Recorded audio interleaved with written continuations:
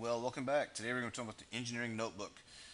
Topics that we're going to be covering is what is an engineering notebook, why keep an engineering notebook, who keeps an engineering notebook, the contents, engineering notebook sections, standard page layout, best practices, and historical examples of engineering notebooks.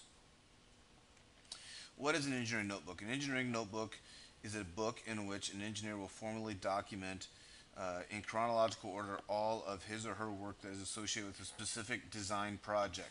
Clear and detailed description of your design process. Someone unfamiliar with work could take over your project without additional information just because they had your engineering notebook. Why keep an engineering notebook? An engineering notebook is recognized as a legal document that is used in patent activities. It proves the origin of the idea, that it was yours, that you led, that you're the one who came up with the decision. It proves when the events or ideas occurred, because you're going to document that in your engineering notebook. Prove diligence in turning the idea into a solution, that you're the one that did the work. Prove when an idea became a working solution. These are all, your engineering notebook is your documentation. Basically, it's your moneymaker. Why keep an engineering notebook? Well, engineers that work on R&D. R&D is research and development. And again, that is research and development. Legal documentation of work, continuity in projects, and college engineer students. Develop time management skills, improve research, documentation, and communications. Basis for professional presentation of work. Um, all engineers essentially keep engineering notebooks. Things that you put in an engineering notebook, all of this, you're discovering the problem, the research, the sketches and labels, brainstorming, calculations, your daily thoughts, ideas, pictures, expert input, work sessions, meeting summaries. This is big right here. Make sure you tell people what you did in your meetings, test procedures, results, and conclusions, digital, technical drawings, design modifications, everything you do or think related to a specific design project. Engineering notebook sections, okay? Well, if you notice up here at the top, we've got table of contents.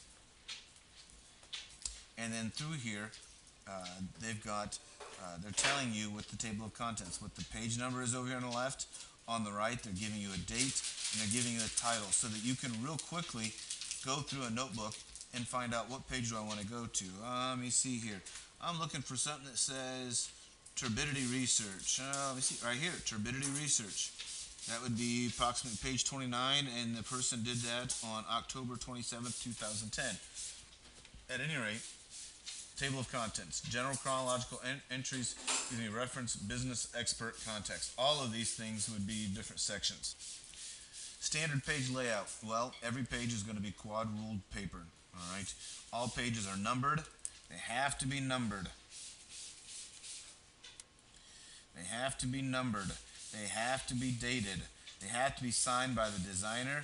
They have to be signed by a witness. Why witness? Well, let's say 10 years from now, you actually are using your engineering notebook in a court case to say that you're the one that developed this 10 years ago, and that you're the one that should be getting this, and someone else has stolen your patent and all types of things.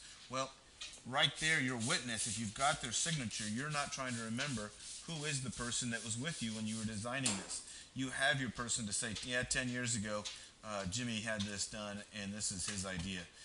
Include statement of proprietary nature of the notebook. This one right here, I'm not really crossing it out, but we don't really do much. That's this one down here. We don't really do much with that at all. Best practices. All work is in pen. Don't use markers. I always have some freshman that doesn't pay attention, probably because the puppy dog effect kicked in. All right, some squirrel came in there and he just, squirrel! At any rate, don't use markers. I'd say don't use markers, period. All right. Make sure your pages are sequentially numbered. Notebooks can be bound or have to be bound. Don't add pages, don't remove pages. Work from top to bottom. This person here starts at the top, works their way down to the bottom. They do a nice job of it. The other thing they're doing is they're working from left to right. All right. Draw an X or line through blank space and sign. Right here, there's this blank space at the bottom. They drew a line through it. The reason you're drawing a line through it, some people will draw an X through it. Either or, it doesn't matter. You're just making sure that no one else can come in there and add something to your notebook. You don't want people to be able to take away from your notebook or add to your notebook. Okay, draw lines through a mistake. Notice they haven't really specifically spent a lot of time scribbling out. They're not sitting there scribbling out like this. They're drawing a line through it, and then they're putting their name beside it. All right. This one here is almost too much. Just draw a line through it, put your name on it. Never erase or remove anything. Never, ever, ever erase or remove anything from your engineering notebook. Best practices. All right. Date each entry. Notice that right here they've got it dated. It's dated up here. They've got a different date up here because it's a different time. No, sorry, it's the same date. They're just pointing it out here in red for you. All right, so you've got each entry dated. Best practices. Insert items are permanently attached. Glue is preferred. I know a lot of freshman boys, they want to use tape. Stay away from this tape. All right? Try not to use tape. Glue it. And then the other thing with that notice is they have signed it across the new paper and across the grid paper of your engineering notebook. The reason that is if they tear that out, part of that name will be missing, and you'll be able to tell that. And they'll say, well, this was where it was. Someone tore it out. Again, this is all for documentation. Sign your name across both of the notebook page and the inserted documentation. So that's what we were saying there.